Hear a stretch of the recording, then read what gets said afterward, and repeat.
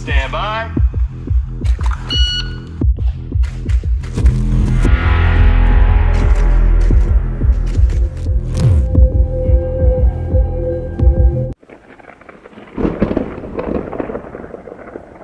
Hey, Johnny, what that Mexican mean a 6 horses gonna give us, huh? It's quoting the Bible. Revelations.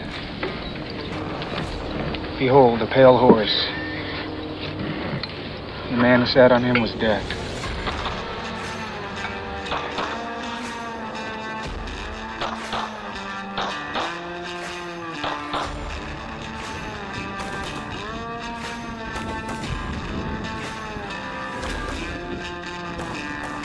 Hey, what's up YouTube? Thanks for clicking this video.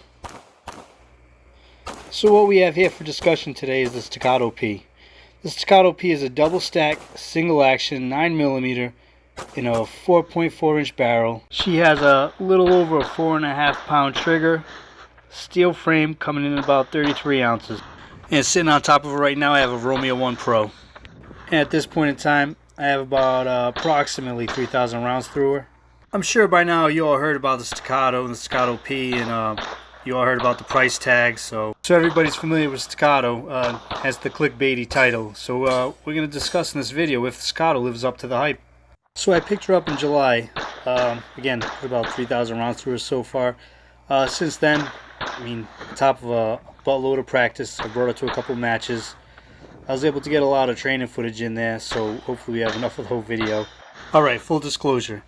I didn't want to like this gun due to a bad experience I had at a SHOT Show with one of the Staccato reps. That said, the opportunity presented itself to pick the Stacato P up, so we're going to go nut to butt with this thing from barrel to grip, and we're going to see if the Staccato lives up to the hype. First impressions. So I'm going to take this moment right now to address some really cool things I think Staccato did. For one, the ergonomics of the gun. Now I don't know how, if this is actually accurate, if I'm pulling it out of my ass, but it feels like some of the geometry was changed to fit kind of the higher tang grip that a lot of modern shooters have. So if you've been shooting a Glock or a 320, or you're trying to do the Bob Vogel grip, you're gonna have a high thumbs grip, and it feels like that they move some of the geometry around. If you have an old STI, which I have a bunch of, you try to grab it with that high thumbs grip and you're going to be knocking the safeties out of the way. So I think they've addressed that, so it's kudos to them. Another thing they did, I think, to help the carryability of it is they shortened up the beaver tail, like they cut the tip off the beaver tail. But first impressions from holding the pistol, feels good. Feels like a good double stack. It's solid. It doesn't feel chintzy. My first impressions from shooting it were felt a little stiff to me at first. If you go to SHOT Show and you pick one of these guys up off the showroom floor, they're very slick, just like all the tropes, you know, where it rides on rails, like glass. But when I first fired the Stacato P, I got it. It was brand new from the factory. First couple hundred rounds felt more like a Glock. But I guess that was the break-in period, because after maybe 300 rounds, she broke right in. Felt great.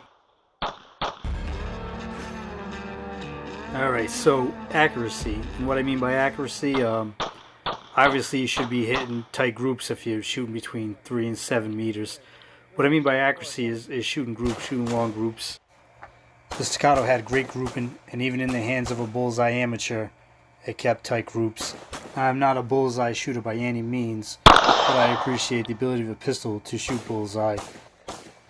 So at one of the ranges I like to frequent, it's about a 100-meter range. I do a lot of my accuracy work there and work on grouping.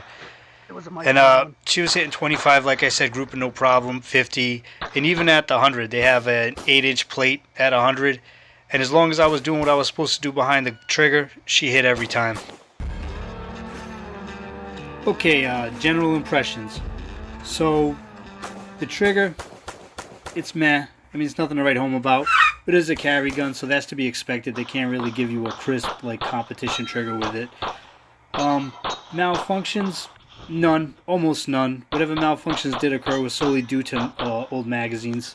I'm able to match or even beat in some cases my run times with my open gun. She ran great. She cycled smooth. I can say with confidence that when I aimed the Stacato P at a partial target like you see on the screen now, I know my round is going where I aimed. I know I'm not getting anything in the black. So this Staccato, or as she's known on my channel, Samantha, she's a replacement for my carry gun.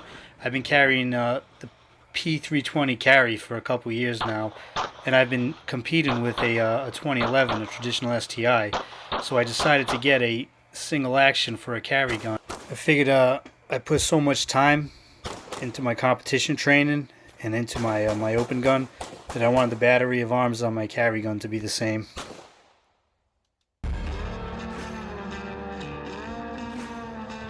Alright, so I tried my best on this video to kind of like keep it organized and kind of have some kind of format to it, but it didn't work out too well. I guess I'm just not a very formatted and organized person. So I'm just gonna kind of like this last segment, I named them final impressions, but I'm just gonna give you my impressions. Fine, I guess final because it is the end of the video, but on Stacato P. You'll see from that quick picture I've made some modifications to it, and it's nothing to do with Staccato and the quality or things they did right or wrong. I make them to all my guns. I want the ergonomics of this gun to match as best as it can, realistically and reasonably, to my match gun. So that's what that's about. Anyways, the Stacato P. Like I said in the beginning of the video, I've been shooting it for a couple months, a couple thousand rounds through it. Things I like about it: I love that it has that the slide cut. Now you can get the adapter plates if you're running the Trijicon, but if you stick with the Delta Point footprint, whether that's through a Delta Point or a SIG or a EOTech's new deal, then you are very, very close to height over bore. When I had the iron sights on it, it was lollipopping with the iron sight, not like the suppressor height sight, but the actual iron sight. So I love that. I love that I can get my dot that close to bore, especially on my carry gun. So that's a plus for me. What else did I like? Like I mentioned before, I don't know if this is real or if I'm just talking out of my ass, but like I said, the ergonomics and the safeties, it feels like they kind of move things around. You get the sun out of there. It feels like they kind of move things around to accommodate that high thumbs grip. So that felt good. The grip texture on the grip that comes with it is serviceable enough. I like it.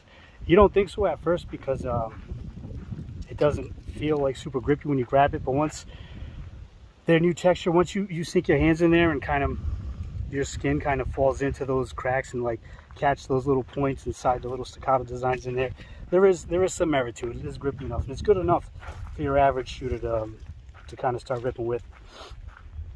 What else did I like about the Staccato? Of course, it's crazy accurate. I mentioned that.